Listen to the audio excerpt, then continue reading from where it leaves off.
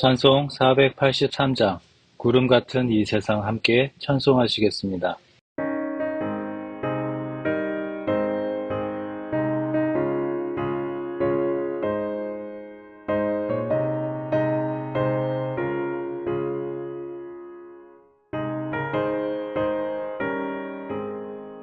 구름 같은 이 세상 모든 무기여워 나는 본토와 같이 되어버리고서 오직 천국의 복을 사모하며 서니 구원받은 내 이름 기억하옵소서. 주가 나의 이름 보좌 앞에 놓인 어린 양 생명책에 기록하옵소서. 주여 보배 비로소 모든 죄 씻으사 나의 부정한 것을 씻어 밝히소서. 흰눈보다 더히게 죄를 씻었으니 구원받은 내 이름 기록하옵소서. 주가 나의 이름 보좌 앞에 놓인 어린 양 생명책에 기록하옵소서.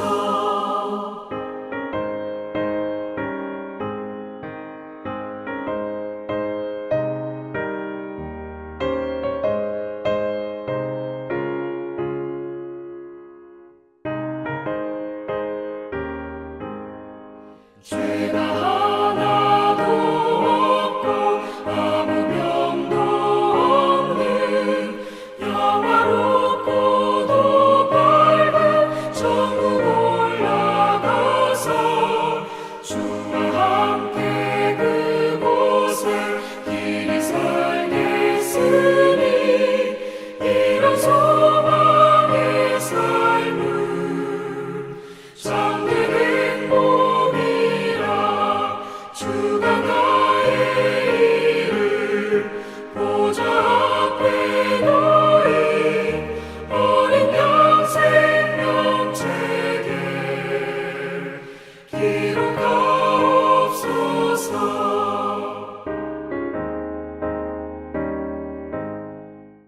사도신경으로 신앙 고백드리겠습니다. 전능하사 천지를 만드신 하나님 아버지를 내가 믿사오며 그 외아들 우리 주 예수 그리스도를 믿사오니 이는 성령으로 잉태하사 동정녀 마리아에게 나시고 본디오 빌라도에게 고난을 받으사 십자가에 못 박혀 죽으시고 장사한 지 사흘 만에 죽은 자 가운데서 다시 살아나시며 하늘에 오르사 전능하신 하나님 우편에 앉아 계시다가 저리로서 산 자와 죽은 자를 심판하러 오시리라. 성령을 믿사오며 거룩한 공예와 성도가 서로 교통하는 것과 죄를 사하여 주시는 것과 몸이 다시 산 것과 영원히 산 것을 믿사옵나이다. 아멘. 10월 31일 화요일 하나님의 말씀은 열왕기상 22장 41절로 53절입니다. 22장 41절로 53절 말씀을 함께 보도록 하겠습니다. 이스라엘의 아합 왕 제4년에 아사의 아들 여호사밧이 유다의 왕이 되니 여호사밧이 왕이 될 때 나이가 35세라. 예루살렘에서 25년 동안 다스리니라. 그의 어머니의 이름은 아수바라 실히의 딸이더라. 여호사밧이 그의 아버지 아사의 모든 길로 행하며 돌이키지 아니하고 여호와 앞에서 정직히 행하였으나 산당은 패하지 아니하였으므로 백성이 아직도 산당에서 제사를 드리며 분향하였더라. 여호사밧이 이스라엘의 왕과 더불어 화평하니라. 여호사밧의 남은 사적과 그가 부린 권세와 그가 어떻게 전쟁하였는지는 다 유다 왕 역대 지략에 기록되지 아니하였느냐. 그가 그의 아버지 아사의 시대에 남아있던 남색하는 자들을 그 땅에서 쫓아내었더라. 그때 에돔에는 왕이 없고 섭정 왕이 있었더라.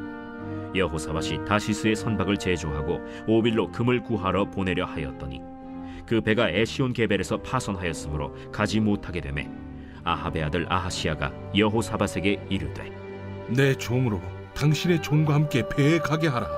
하나 여호사밧이 허락하지 아니하였더라. 여호사밧이 그의 조상들과 함께 자매 그의 조상 다윗 성에 그의 조상들과 함께 장사되고 그의 아들 여호람이 대신하여 왕이 되니라. 유다의 여호사밧 왕 제17년에 아합의 아들 아하시야가 사마리아에서 이스라엘의 왕이 되어 2년 동안 이스라엘을 다스리니라. 그가 여호와 앞에서 악을 행하여 그의 아버지의 길과 그의 어머니의 길과 이스라엘에게 범죄하게 한 느밧의 아들 여로보암의 길로 행하며 바알을 섬겨 그에게 예배하여 이스라엘의 하나님 여호와를 노하시게 하기를 그의 아버지의 온갖 행위같이 하였더라. 오늘의 말씀의 제목은 여호와 앞에서입니다. 본문 내용의 전체 흐름을 말씀드리면 15장에 이어 다시 유다의 소식이 전해집니다. 여호사밧에 대한 전반적인 평가가 있은 후 이스라엘 왕 아하시야에 대한 평가가 대조되어 나타납니다. 오늘 본문 열왕기상 22장, 이제 열왕기상의 마지막 부분이죠.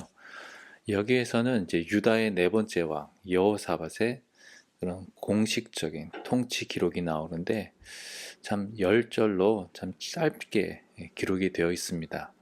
여기 외에는 아합의 길르앗 라못 전투라는 이제 22장 1절에서 이제 36절, 그리고 열왕기하 3장에 보면 또 요람과의 모압 전투가 이제 등장하게 되는데요.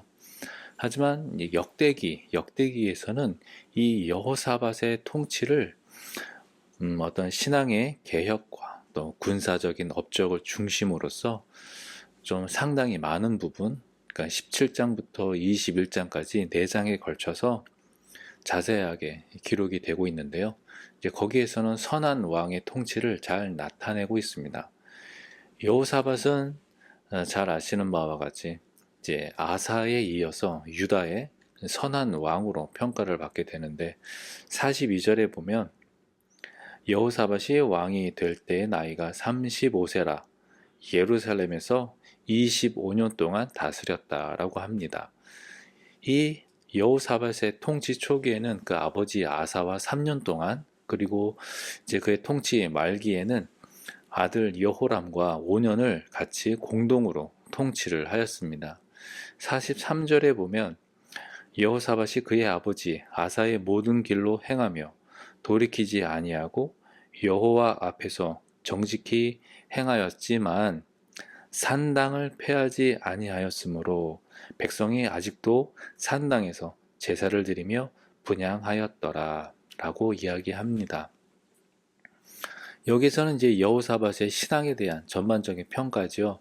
먼저는 그가 아버지 아사의 모든 길을 따라서 이렇게 하나님의 눈에 정직하게 행했음을 이제 칭찬하고 있고, 그리고 여기에서 이제 아사는 이제 다윗의 길과 동일한 그런 길을 걷고 있다라고 표현을 하고 있습니다. 또 역대기 17장에 보면 여호사밧이 다윗의 길을 따랐고 이제 바알이 아닌 하나님을 찾았음을 이제 드러내면서 당시 바알을 쫓는 동시대의 북이스라엘의 아합이나 그의 후손들의 신앙과 대조하여서 보여줍니다.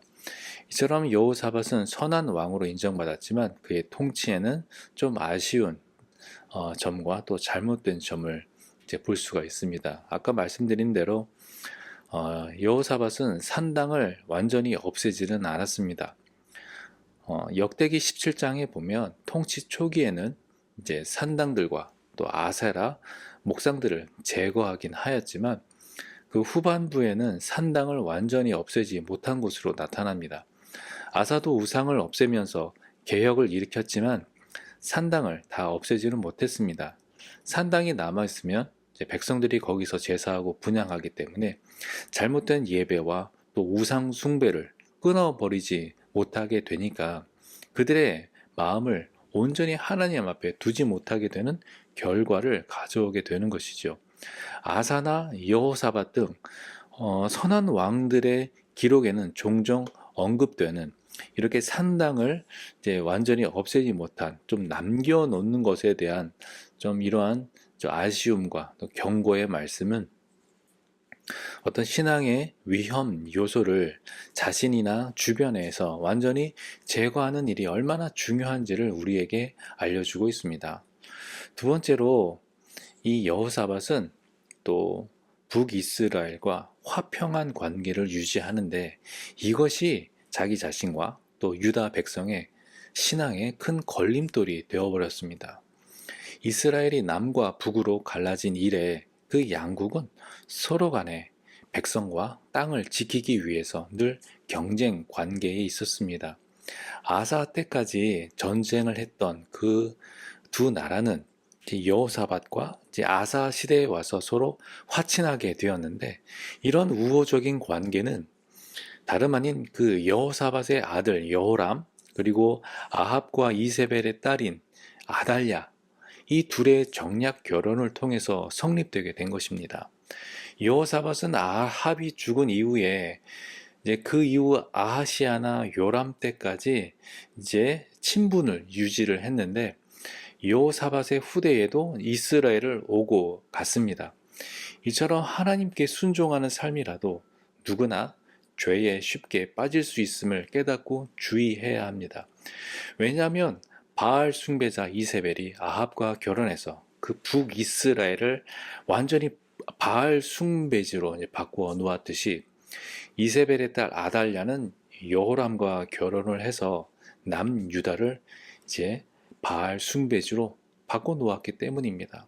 그러므로 우리는 서로 간에 화목하고 또 서로 사랑해야 하는 것이 마땅하지만 어떤 정치나 경제적인 목적으로 또 혈연으로 이어졌다고 해서 화목하자라는 것이 아니라 무엇보다도 예수 안에서 서로 화목하고 사랑해야 합니다.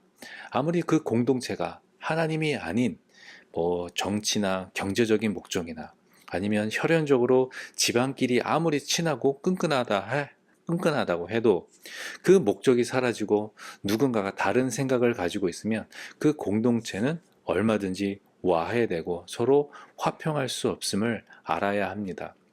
이 부분에 대한 해설 첫 번째 그리고 두 번째 부분을 계속 이어서 보도록 하겠습니다.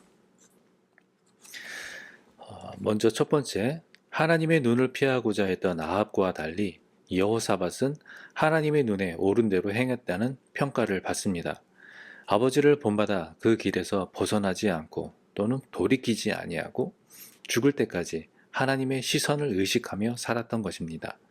비록 산당을 폐하지 않아 우상 숭배에 불씨를 남겼고 미가야의 예언을 듣고도 먼저 결정한 대로 아합과의 전쟁에 참여하는 실수도 있었지만 종교개혁을 주도하는 등 그의 삶 전반은 긍정적인 평가를 받습니다. 완벽하진 않더라도 잘하였도다, 착하고 충성된 종아, 칭찬받는 인생이 되기를 구합시다. 그리고 44, 45절 부분의 해설을 계속 이어서 봅니다. 유다왕 여호사밧은 통치 기간 동안 북이스라엘과 평화로운 관계를 맺었습니다. 물론 여호사밧의 아들 여호람과 아합의 딸 아달랴가 결혼하였기 때문이기도 하지만 여호사밧이 하나님 앞에 바로 섰기 때문에 형제 나라를 향한 전쟁이나 다툼을 지양했을 것입니다. 북이스라엘과 연합하여 아람과 맞서 싸운 전투에서 패한 일은 그에게 큰 교훈이 되었을 것입니다. 계속해서 45절 또 50절 부분을 보도록 하면 이 부분은 여호사밧 통치의 마지막 부분을 다루고 있습니다. 이 부분에서는 신앙과 종교와 또 경제에 있어서 그의 공적을 기록하고 있는데요. 먼저 신앙적인 측면에서는 성경에 기록된 대로 유다 땅에는 남색하는 그들을 쫓아냈다라는 기록이 있습니다. 남색하는 자, 이것은 거룩한 이라는 뜻을 가진 그런 단어에서 파생된 카데쉬라는 단어인데요. 이거는 뭔가 구별된 자, 또 성별된 자를 의미합니다. 이들은 이제 이방 종교 또 이방 우상의 신전에서 이제 예배 의식을 따라 이제 매음을 하던 여자나 남자들인데요. 이들은 이미 신명기에서 그들을 이제 언급하면서 이스라엘 백성은 이런 일에 동참하지 말 것을 엄하게 금하고 있습니다. 그런데 르호보암 당시 이런 자들이 유다에 거주하고 있음이 밝혀지면서 이에 르호보암의 손자 이제 이 아사가 우상을 제거하면서 이제 남색하는 자들을 유다에서 다 쫓아냈습니다. 그런데 남은 자들이 있었는데 이번에는 여호사밧이 그들을 쫓아낸 것이죠. 이처럼 신앙 개혁에도 한계가 있습니다. 악의 뿌리는 계속 남아있고 또 싹을 틔웁니다. 그렇기 때문에 지속적으로 개혁을 시도하고 그 싹이 자라지 못하게 해야 하고 또 잡초같이 번성하지 못하도록 막아야 합니다. 두 번째로 여호사밧의 그 정치적인 공적으로는 47절에 보면 이제 에돔이 등장하게 되는데 그 에돔이란 나라를 진압했습니다.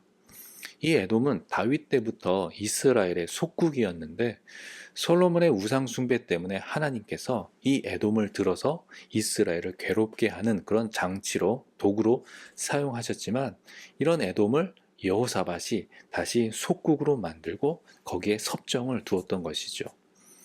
그리고 세 번째로 여호사밧의 경제적인 공적으로는 이제 무역을 다시 이제 활성화하기 위해서 노력을 했습니다. 또 48절에 보면 여호사밧이 다시스의 선박을 제조하고 오빌로 금을 구하러 보내려 하였더니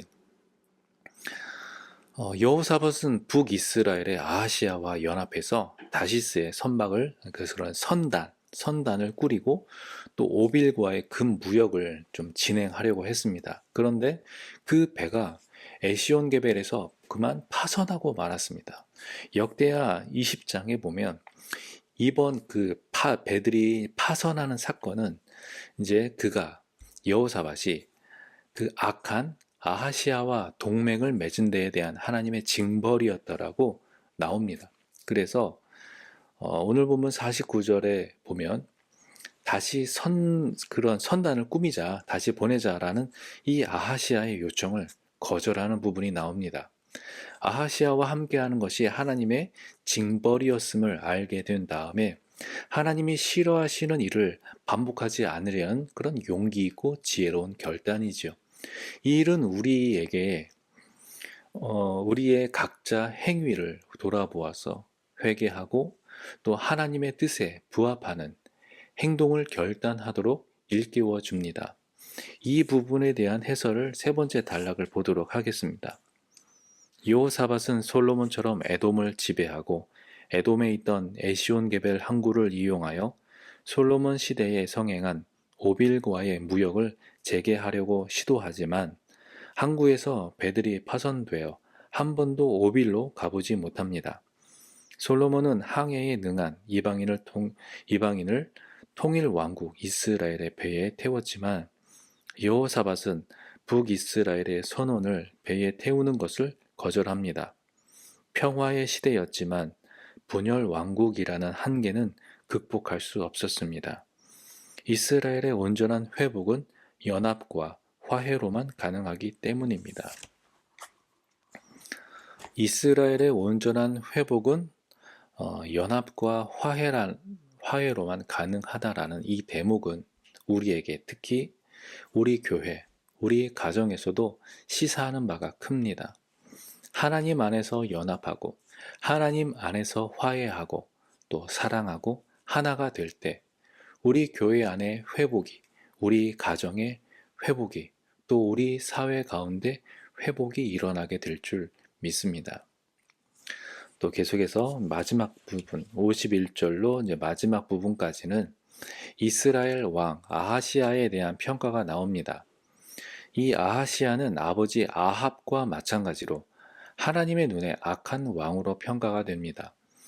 그는 여호사밧 왕 제17년에 왕이 되어서 2년 동안 다스렸다고 하지만 실제로는 1년 동안 다스렸습니다. 여호사밧이 아버지 아사의 신앙을 따랐듯 아하시아도 이제 부모의 신앙을 따라갑니다.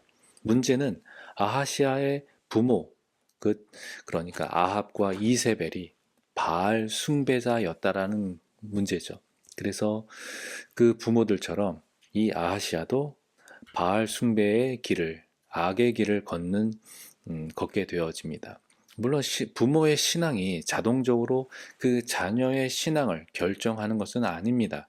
그러나 왕들의 평가에서 자주 부모의 신앙이 결부되는 것은 그만큼 부모나 삶에 가장 가까이 있는 사람들이 그 각 개인의 신앙에 큰 영향을 끼친다는 것을 알려주고 있는 것이죠. 아하시아는 아합과 마찬가지로 악의 표상인 여로보암의 우상 숭배와 또 잘못된 예배를 쫓아가서 이스라엘을 죄악의 길로 인도하게 됩니다. 바알을 숭배하며 아합의 모든 악을 따라간 이 아하시아는 당연히 하나님의 진노를 삽니다.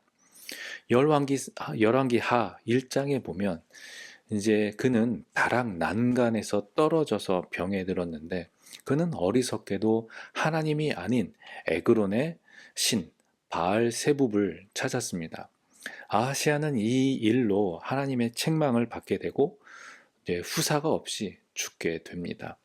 그럼 이 부분에 대한 해설 마지막 단락을 보도록 합니다. 아하시아는 여호와 보시기에 악을 행한 왕으로 평가받습니다. 바알이라는 탐욕적 우상을 숭배하니 하나님이 눈에 뵈지 않았을 것입니다. 그의 눈에 보이는 것은 아버지 아합과 어머니 이세벨이었습니다. 부모가 걸어간 길을 따라 온갖 악을 행하며 백성을 범죄하게 했고 이스라엘의 하나님 여호와를 노하시게 했습니다. 우리는 자녀에게 어떤 신앙의 모델이 되고 있습니까? 우리는 자녀에게 어떤 신앙의 모델이 되고 있습니까? 이 질문에 대해서 생각해 보게 됩니다. 나름 성공한 분들이라는 그런 분들은 그것들을 자기가 성공해서 갖춘 것들을 자녀에게 물려주기 위해서 또 물질을 물려주든지 자기가 성공했던 그 노하우를 알려준다든지 하면서 자기처럼 그 후손도 잘 되기를 바라는 게 정상적인 것이겠지요. 그럼 우리 신앙인들은 자기의 이 신앙을 물려주기 위해서 어떤 모습을 보여줍니까? 신앙은 보니까 강요로 되어서는 안 되더라고요. 특히 어릴 때는 잘 따라와 주지만 커서는 본인이 납득이 안 되면 오히려 역효과를 가져오게 됩니다. 이거는 우리 교회뿐만 아니라 주변에서도 이런 사례를 종종 보게 됩니다. 아무리 목사의 아들이라 하더라도, 아무리 장로의 아들이라 하더라도, 권사님들의 자손이라 할지라도 자기들이 그런 신앙에 대해서 어떤 깨달음이나 어떤 자기 스스로 어떤 노력, 어떤 의지가 있어야지 이거 어떤 위에서 누른다고 해도 이게 절대 되지가 않습니다. 제가 보니까 이 신앙은 돈처럼 물려주는 게 아니라 후손이 물려받을 수 있도록 그런 마음이 생기도록 어떤 선한 영향을 계속 나타내 보여야 합니다. 왜 주일 성수를 해야 하는지, 왜 헌금을 내야 하는지, 왜 기도를 하고 성경을 보고 또 함께 성도 간에 교제를 하고 해야 하는지를 우리가 몸소 보여줘야 합니다. 그러니까 자기 기준으로 좋은 결과를 가져왔으니까 믿어, 그게 아니라 만약 실패를 하더라도 힘들고 어려울 때 믿고 의지하는 그런 모습, 그런 태도, 그런 믿음을 보여줘야 한다라는 말씀입니다. 오늘로써 열왕기상을 이제 마치게 됩니다.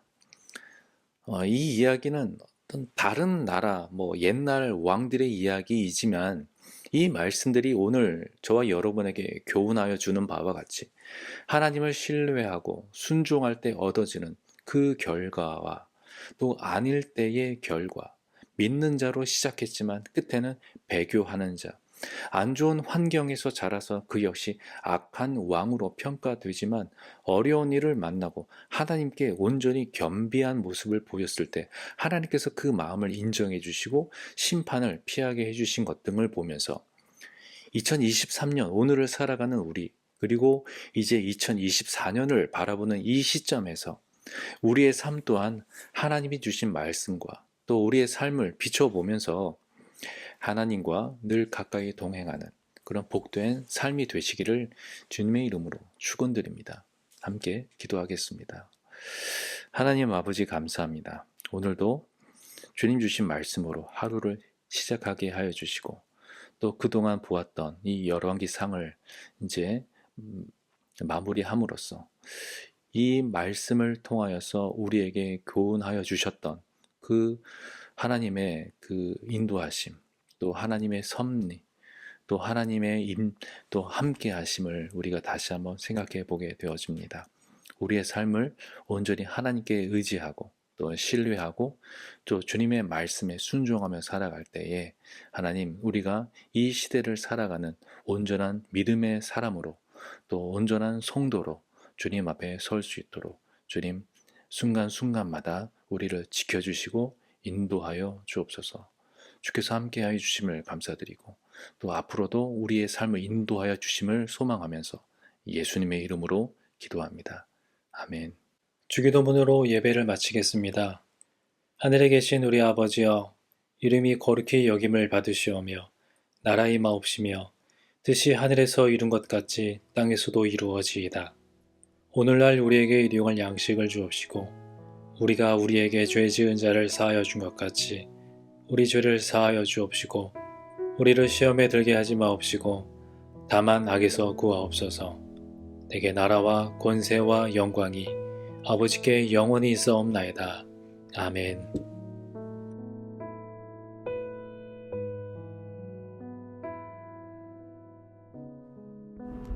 우리 계속해서 기도하실 때에 주신 말씀을 생각하시면서 기도하여 주시고 또한 교회 재건축과 우리 환우들을 위해서 우리 함께 중보 기도하시도록 하겠습니다. 기도하시겠습니다.